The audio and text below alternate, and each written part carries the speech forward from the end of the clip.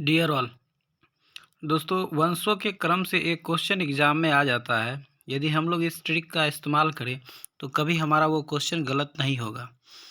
वंशों का अगर क्रम पहले देख लिया जाए तो हर्यक वंश के बाद आता है शिशुनाग वंश, शिशुनाग वंश के बाद आता है नंद वंश, नंद वंश के बाद आता है मौर्य वंश, मौर्य वंश के बाद आता है शुंग वंश, और शुंग वंश के बाद आता है कर्णव वंश, और कर्णव वंश के बाद आता है सातवाहन वंश।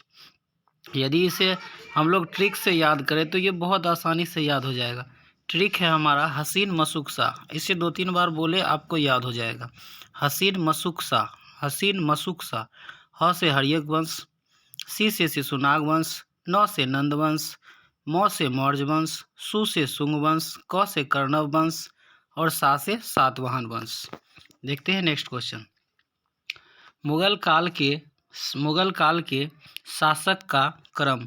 मुगल काल में जो कुछ शासक हुए उसका कालक्रम भी एग्जाम में पूछ दिया जाता है।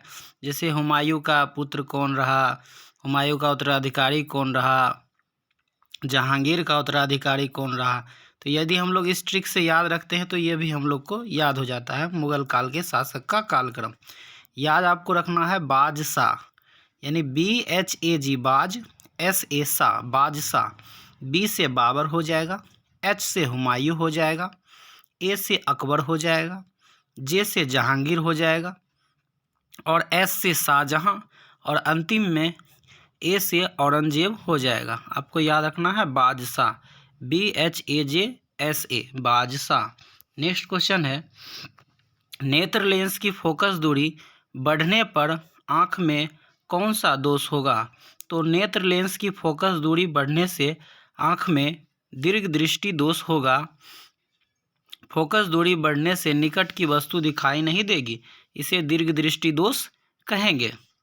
नेक्स्ट क्वेश्चन है, अमृतसर में स्वर्ण मंदिर का निर्माण हेतु अकबर ने 500 बीघा जमीन किसको दान में दिया था। तो चौथे गुरु को दिया था, रामदास को। आपको सर्वप्रथम ये भी याद रख लेना है कि अमृतसर में स्वर्ण मंदिर निर्माण हेतु किसने 500 बीघा जमीन गुरु रामदास को दिया था। तो अकबर ने। नेक्स्ट सवाल है, अकबर द्वारा दिए गए जमीन पर किस गुरु ने स्वर्ण मंदिर बनवाया।